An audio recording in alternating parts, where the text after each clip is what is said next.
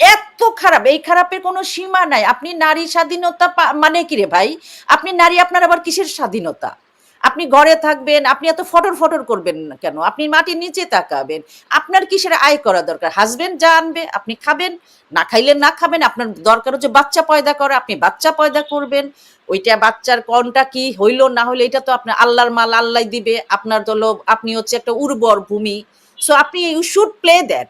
তো বাংলাদেশের আমি বলবো যে একটা না চাওয়া জাতি, একটা জাতি যার নিজে আপনি দেখেছেন যে যখন এই তথাকথিত জুলাই ষড়যন্ত্রের আন্দোলন ছিল, ঢাকা শহরের মেয়েরা প্ল্যাকার্ড নিয়েছে, আমি অনন্যা, কোটা আমারে মানায় না। তো আপনি ভাই অনন্য হয়ে থাকেন আপনার দেশের জন্য, শেখ হাসিনা না। শেখ হাসিনা উনি যিনি আজকে আপনি যেটা বললেন যে প্রথমে যে ফিলিস্তিনের যে আন্দোলন, উনি একমাত্র ব্যক্তি যিনি ইয়াসির আরাফাতের সাথে সরাসরি সমর্থন না, তাকে সাথে দেখা করে সারা বিশ্বে উনি হচ্ছে সেই জায়গায় কথা কারো কাছে মাথা নোয়াননি।